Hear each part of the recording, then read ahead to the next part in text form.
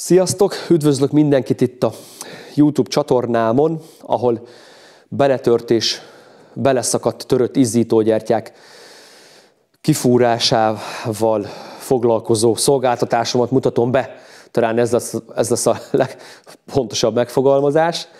Tehát nem a törött izzítógyertyákat mutatom meg, hogy kell kifúrni, mert nekem ez mögött most 10 év tapasztalatom van benne, ezt nyilván 10 évet nem tudok átadni.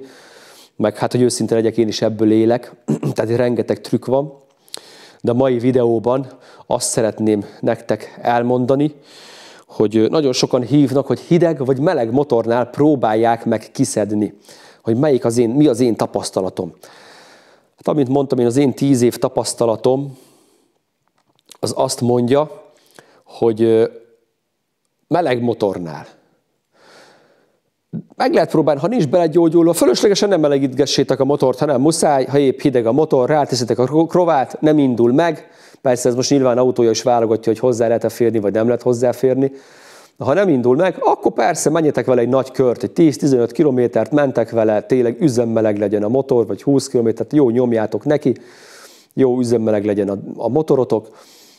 Ha hidegen nem indult meg, akkor viszont van rá esély, hogy melegen megfog. De hangsúlyozom, nagyon fontos, ha bele van gyógyulva, ha keményen bele van gyógyulva, ami általában igen, akkor nem fog meleg motornál sem meglazulni. Mivel fújkáljátok? Teljesen mindegy.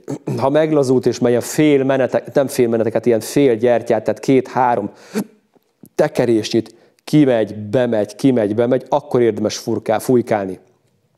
Egyéb esetben szerintem fölösleges fékolajtól kezdve, valaki kólát önt rá, gázolajat, petróleumot, mindenféle savat, szó szerint mindenféle savat, 10 000 forintos injektorkiszedőtől kezdve izzítógyertya kiszedő sprékig. Ezek mind-mind koromoldók. Oda nem megy be semmi folyadék, higgyétek el nekem. Ha bemenne oda a folyadék, ahhoz az izzítógyertyához, ami nem lazul meg, ha folyadék bemegy, akkor az égés termék jön neki, tehát a kipufogó gázad ott jön neki. Tehát emiatt semmit nem érnek ezek a méregdrága sprék. Egyedül, ami valamit érhet, az talán a meleg motor, de csak abban az esetben, ha határesetről van szó, és az izzítógyertyád nincs keményen belegyógyulva. Jó? Tehát igazából ez az én 10 évemnek a tapasztalata. Ha bele van gyógyulva, az úgyis bele fog törni. De ha beletörik, és ha gondoljátok, akkor nyugodtan keressetek meg, elmegyek hozzátok, és kifúrom az izzítógyertyát, ha azon típusok közé esik, amiket meg tudok oldani. Mindent nem tudok én sem megoldani, de nagyon sokat meg tudok oldani. Van is egy videóm erről, amit meg tudok oldani, és hajlamos a beletörésre.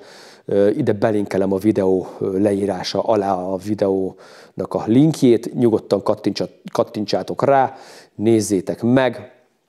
Ha pedig tudok nektek segíteni a szolgáltatásommal, akkor keressetek meg, és megoldom a problémátokat. A weboldalamon van az elérhetőségem. Ha éppen dolgozom, nem tudom felvenni, mármint olyan nagyobb munkát csinálok, akkor majd visszacsörök nektek, amint tudok. Köszönöm szépen még egyszer, hogy végignéztétek ezt a videót. Sziasztok!